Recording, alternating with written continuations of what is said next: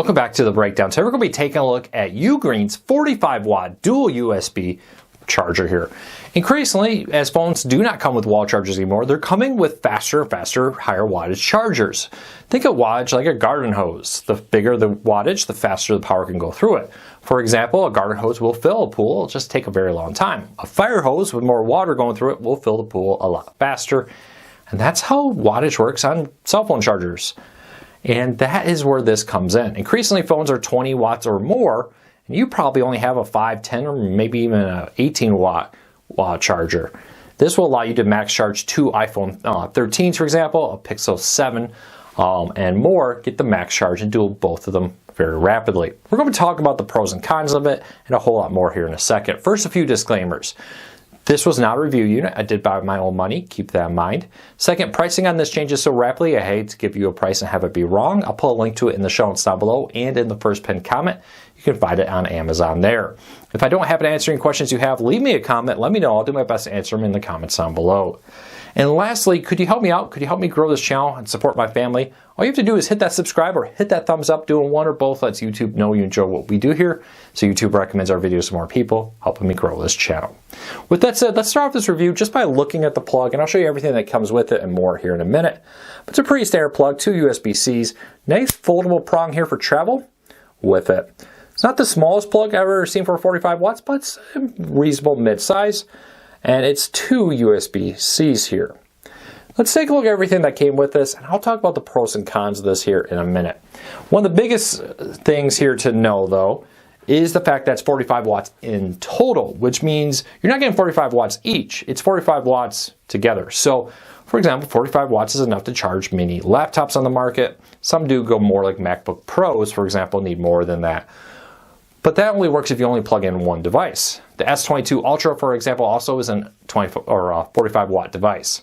But most devices, iPhone 13, Pixel 6, etc., are only 20 watts, which means you could successfully max charge two iPhone 13s, two Pixel 6s, and more with this, which is really nice. And I think that's where this is targeting.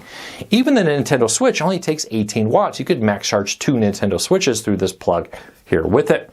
Making this a really nice way for you and your spouse, for example, if you're traveling, to just take one plug with you, charge both your devices at max rate, get right back out to the beach, get right back out to maybe Disney World or wherever you are on vacation, and have that built-in rapid charge with it. Overall, I'm very, very happy with it. In our testing, it did deliver the wattage we would expect from a 45 watt charger. Everything worked as expected. There was not undue heat, nothing felt loose, nothing felt like it was going to break. We were very pleased overall with the quality and design of this and happy with how it was constructed. So 2 thumbs up. It does what it says it's going to do and does it well, and we were very happy. I would strongly encourage you, if you're buying a new plug nowadays, to increasingly consider about buying a higher wattage. I used to say 20 watts was enough. Now I'm going to say minimum 35 watts, 45 watt, or 30 watts minimum.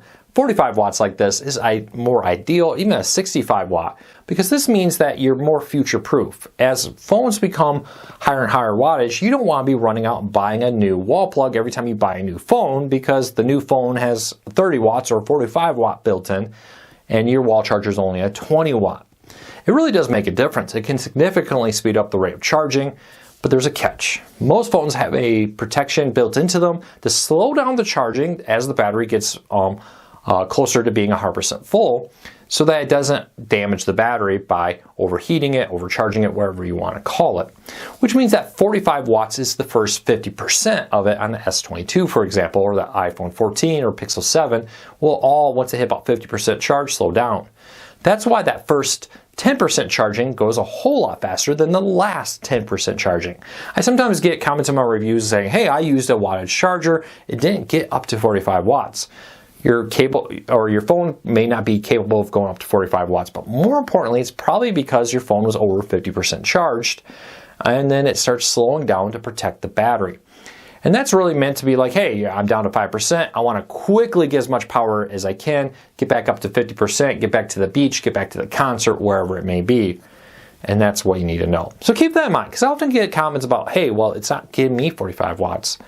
Again, your device has to support it, and your device also probably needs to be below 50%. So there you go. If you have any questions on any of that, leave me a comment. Let me know. I'd love to hear from you. If you're new here, hit that subscribe button. Hit that thumbs up. Let YouTube know you can enjoy what we do here so YouTube recommends our videos to more people. And lastly, find this on Amazon in the show notes and the first pinned comment. Until tomorrow, take care, be safe. I'll be back again real soon.